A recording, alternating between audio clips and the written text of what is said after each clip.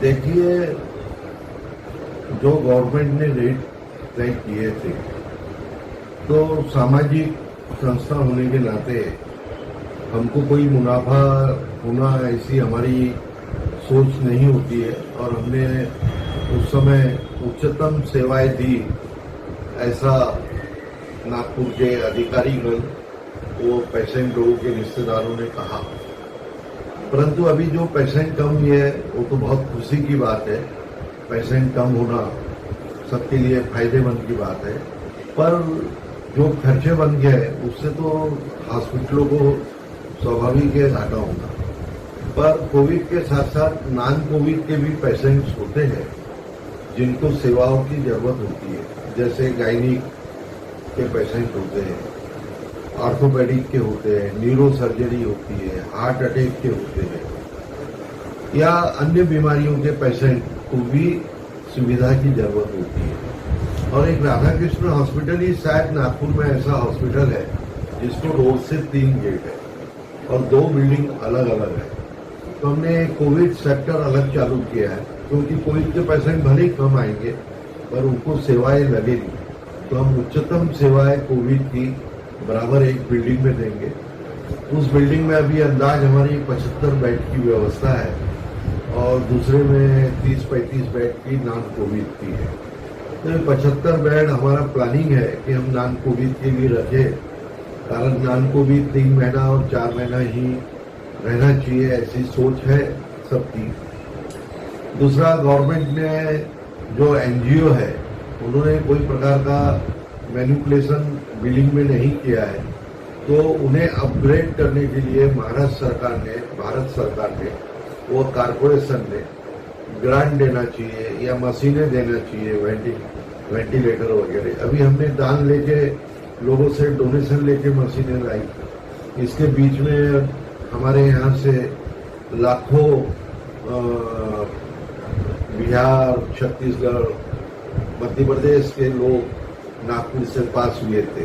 तो राधा कृष्ण हॉस्पिटल ने लगभग डेली 1200-1500 लोगों को खाना, पानी की बोतल और चप्पल दी थी।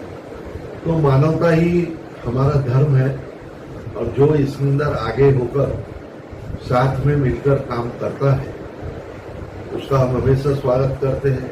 और बड़ी खुशी की बात है कि हर वक्त समाज के लोग, यानी नागपुर समाज के लोग सभी इस काम में अग्रणी होते हैं।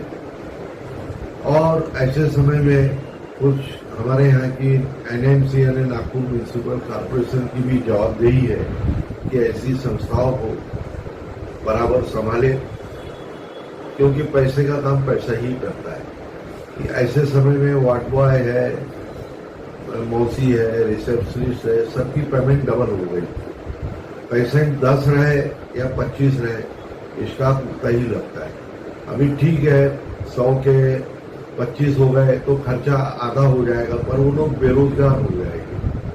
तो ये सब बातों को ध्यान रखते हुए इस पे हमारी सरकार ने, हमारी कॉर्पोरेशन ने ध्यान देना है।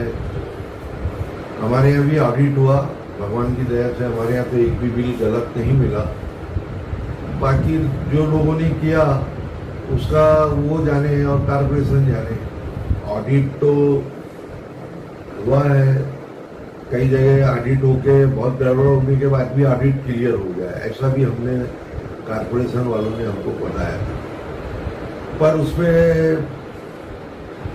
एनएमसी ने कोशिश की, उसके बाद अब जिनके पैसे ज्यादा लग गए उनको वापस मिलना चाहिए, ऐसे मेरे विचार हैं। और ये कोरोना का समय बहुत गंदा था, लोगों की मजबूरी का लाभ किसी ने नहीं उठाना चाहिए था।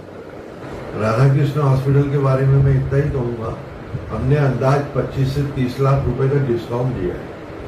हमने 7 टाइम इम्यूनिटी फूड दिया है, काढ़ा, फिर चाय बिस्किट, फिर नाश्ता, फिर खाना, खाने के बाद में नारियल पानी, ड्राई फ्रूट्स, बाद में रात को, और ये वेजिटेबल फ्रूट्स, रात को खाना, फिर रात को दूध, उसका हमने कोई पैसा नहीं दिया। आईसीयू और सेमी आईसीयू में ऑक्सीजन लगती है, उसमें हमने कोई पैसा नहीं दिया, खाने में पैसा नहीं दिया। और गवर्नमेंट के चार्जेस से एक पैसा ज्यादा नहीं लिया, उल्टे हम कम लेते हैं। अब जैसे सिटी स्कैन है या क्वारंटाइन रूम्स है या जो भी गवर्नमेंट ने रेट फिक्स की है उससे हम कम ले रहे हैं। ये पहला हॉस्पिटल सेंट्रल इंडिया का। ये इतवार की बात थी, मेरे घर से रोड दिखता है तो लोग तो ऐसे जा रहे थे जैसे ये इतवार को दीपावली थी। तो दीपावली और दशहरे पे कितनी भीड़ होंगी, कितनी असावधानी होंगी, कितनी बीमारी बढ़ेगी, ये तो स्पष्ट दिख रहा है।